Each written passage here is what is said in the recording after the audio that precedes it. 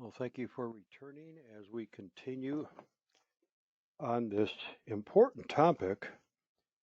You can make a difference. This is lesson number 7. And we will be discussing or examining the life of Moses as a difference maker and some principles that we can draw from his life.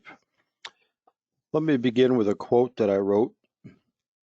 Your background can help you make a difference in people's lives.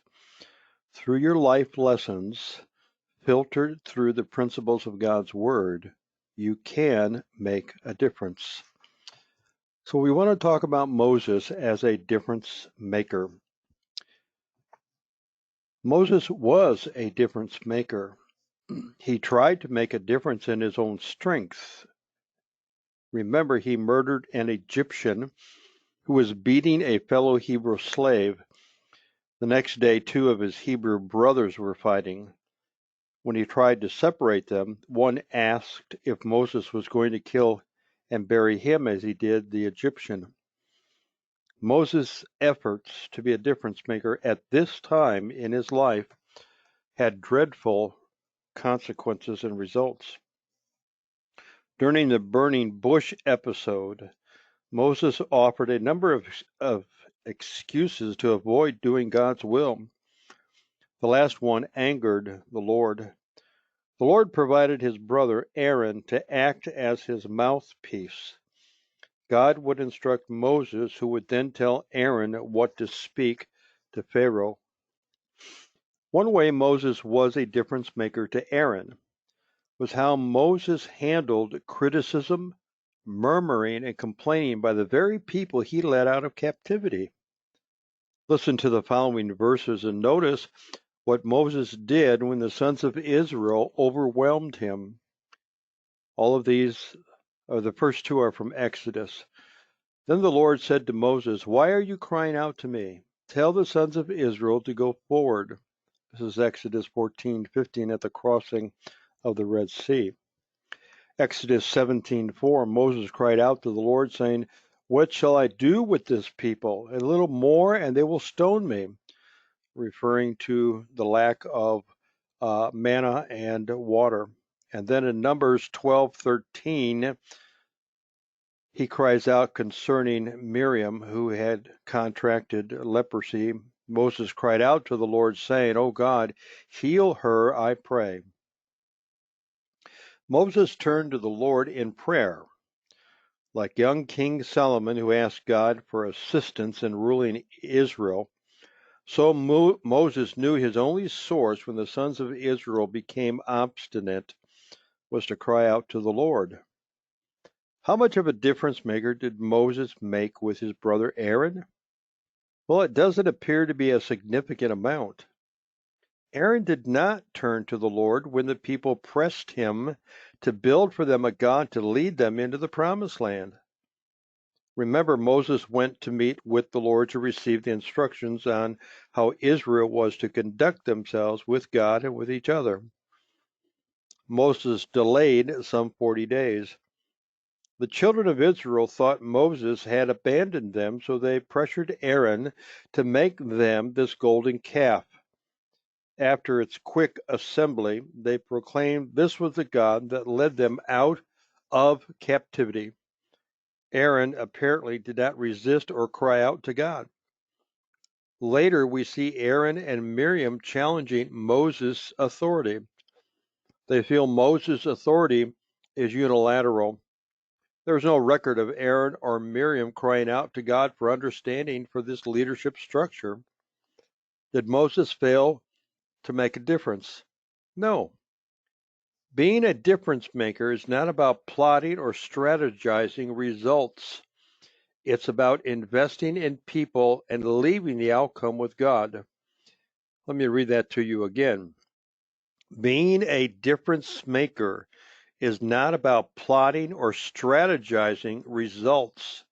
It's about investing in people and leaving the outcome with God. Moses was a great leader. He made a significant difference in Joshua's life. We read early on how Moses began to use Joshua. Listen to the following verses. So Moses said to Joshua, "Choose men for us and go out, fight against Amalek. Tomorrow I will station myself on the top of the hill with the staff of God in my hand." Exodus 17:9. Then the Lord said to Moses, "Write this in a book as a memorial and recite it to Joshua, that I will utterly blot out the memory of Amalek from under heaven." Exodus 17:14. Now when Joshua heard the sound of the people as they shouted, he said to Moses, "There is a sound of war in the camp." Exodus 32, verse 17. Moses invested in Joshua by appointing him to select men to wage war with the Amalekites. The Lord instructed Moses to record this victorious moment and recite it to Joshua. The concept here is to put something in place so that it can be revisited and the human ear can hear it again and again. Moses was to do this for Joshua. Joshua went with Moses partially up Mount Sinai when Moses went to receive the law. This must have been an awe-inspiring time in the life of this young man. But the joyous occasion was turned to grave concern when the noise and the ruckus from the camp was heard. Joshua thought it was war, but Moses knew it was idolatrous worship. God commanded Moses to take Joshua under his wing and train him to be the next leader over Israel. Consider the following verses. So the Lord said to Moses, "Take Joshua the son of Nun, a man in whom is the Spirit, and lay your hand on him." Numbers 27:18. Moses did just as the Lord commanded him, and he took Joshua and set him before Eleazar the priest and before all the congregation. Same chapter, number 27, verse 22. Then Joshua the son of Nun, the attendant of Moses from his youth, said, "Moses, my Lord, restrain them." Numbers 13:28. In Deuteronomy 1:38, Joshua the son of Nun, who stands before you, he shall enter there. Encourage him, for he will cause Israel to inherit it. And then in Deuteronomy 3:21, I commanded Joshua at that time, saying, "Your eyes have seen all that the Lord your God has done to these two kings. So the Lord shall do to all the kingdoms into which you are about to cross." Deuteronomy 3:21. In Deuteronomy 3:18, "But charge Joshua and encourage him and strengthen him, for he shall go across at the head of this people, and he will give them as an inheritance the land which you will see." And finally in Deuteronomy 31:14, then the Lord said to Moses, "Behold, the time for you to die is near. Call Joshua and present yourselves at the tent of meeting, that I may consecrate him." So Moses and Joshua went and presented themselves at the tent of meeting. Deuteronomy 31:14. I would liken Joshua's experience to having Dr. J. Adams contact me and say, "My boy, I want you and your family to come and live with us for the next year. I'm not long for this world, and I want to pass along to you all the riches God has given to me.